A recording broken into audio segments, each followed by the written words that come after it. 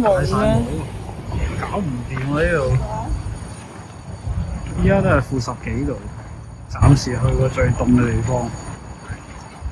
我好開心啊，但係係啊，可以用得着起身。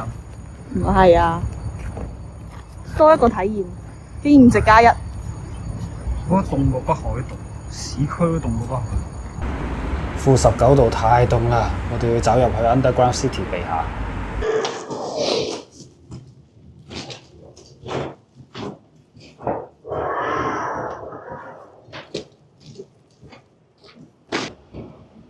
喺個 food court 咁樣。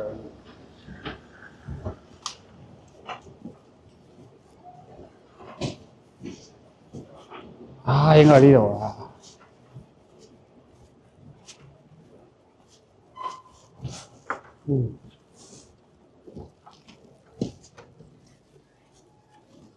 呢度係地鐵站。係啊，但係佢地鐵站嗰度又有個商場。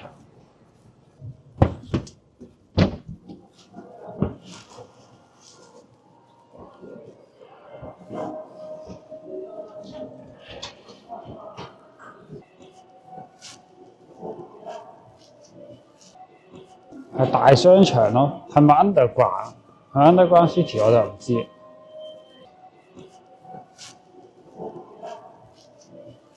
我哋喺呢度發現一個新玩法，就係咧佢 Underground City 咧連住晒咁多個地方，咁我哋咧就可以喺室內咧行嚟行去，唔需要話喺出邊凍啊！呢個 Underground City 有成32 km 大，咁我哋可以去晒好多景點，淨係去唔到呢一個港口嗰邊啫。我覺得我哋好似闖地下城咁啊！而家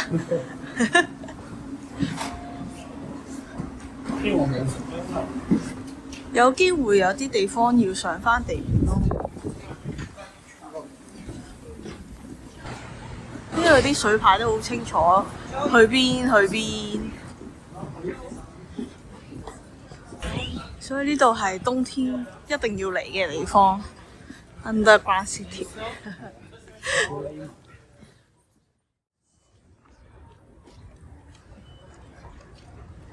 就喺呢個時候，我哋遇到呢位伯伯，佢每日都喺度散步，所以好熟呢度。佢見我哋似遊客，佢話有好景點介紹我哋，如果唔介意嘅話，我哋就一齊行。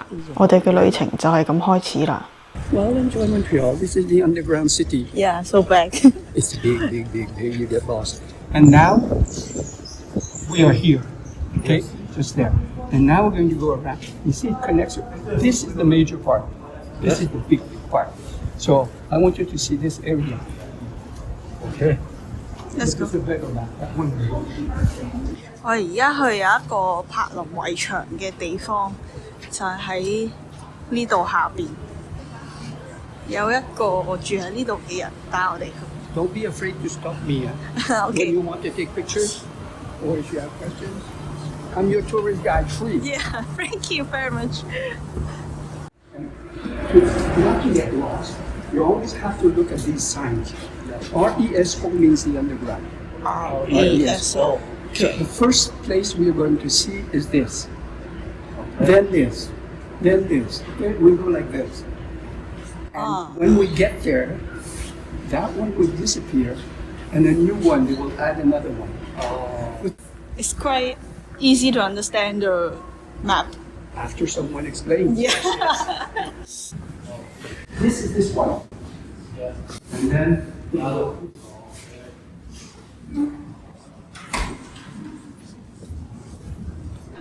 依家大家見到嘅呢一個地下城位置，其實以前係一條可以俾車行嘅街嚟㗎，但係政府之後咧就想將佢納入為地下城嘅一部分，所以用玻璃膜封咗佢。大家可以見到左右兩邊都仲係舊式建築，然之後中間就會變咗一個室內位置。哦， this is the free world. 呢位伯伯本身係一個老師，佢知道我哋去過柏林圍牆，所以就考下我哋邊一邊係東邊，邊一邊係西邊。Graffiti and junk. Now come here, you will see. In the 60s, early 60s. So you see year 64, 65, the years go. And you see the number of people who tried to go over and got killed. 16, 14, 17, and then it dropped. Because they're trying, but they know they're not going to succeed, they're going to get killed. So then the numbers are lower. These are the names of all the people who tried to go over the wall. But why this war bring to here? The reason why, around the world, you have cities that are like twin cities. They trade art stuff, cultural stuff, I see. stuff like that. Montreal is like twin city with Berlin. So they exchange stuff like that. 呢度就係有好多人嚟打卡嘅廣場啦，而呢個雕塑就係 Poseidon 嘅妻子 Amphitrite， 係由法國贈送嘅。咦，有人影婚紗相喎！好搞笑啊！依家咧遇到嗰個 uncle 咧，爸爸，佢又再揾咗啲人嚟講解下呢一個 Underground City 嘅系統。我唔知佢係咪每一日喺度行嘅時候，佢都會介紹揾捉唔同嘅人嚟介紹呢一個 Underground。不過好彩有佢咧，我哋就去咗一啲我哋揾緊嘅景點啊！我哋唔使行咁多冤枉路，非常之好。The Ring 係由加拿大園景設計師 Claude Cormier 設計，設計意念係旨在新舊 Montreal 城以結婚戒指形式緊扣相連。Montreal 嘅城市法規係唔俾大廈起得高過 Montreal， 咁樣就唔會遮到山上面嘅景觀啦。好搞笑！我哋又撞翻啱啱揾路嘅朋友，佢哋都仲未揾到路啊！呢邊係 Underground City 嘅舊區。地下城舊區呢一邊以前有好多時裝店林立，依家見到呢一個 stage 就係以前啲時裝店，佢哋會出盡法寶喺度比拼大家嘅實力，就會喺度行 catwalk。不過伯伯話執下執下就執剩一間。呢個係一個 Barbie 嘅 exhibition， 真係幾靚嘅。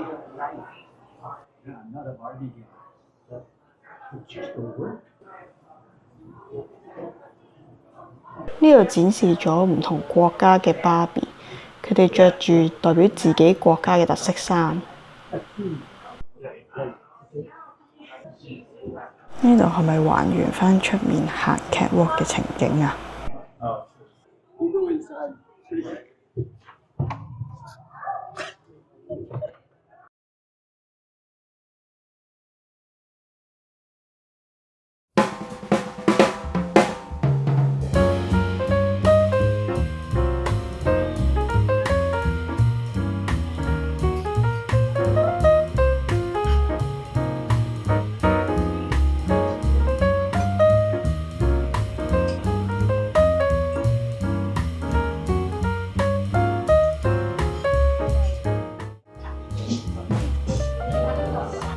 呢間餐廳都幾高評分，4.56、4.6，好難推薦。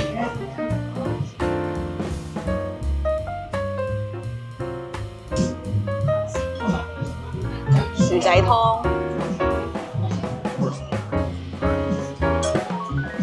The soup of today。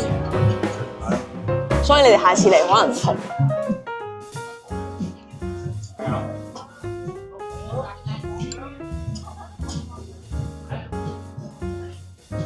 平時冇飲過呢個味，都幾得意，好飲。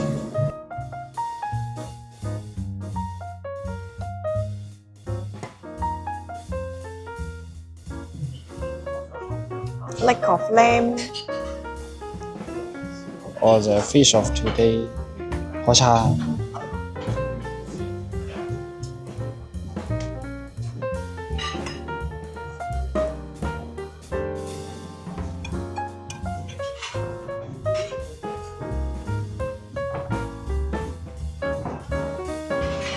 甜甜地，個醬有啲似伊蘭嘅甜妹醬。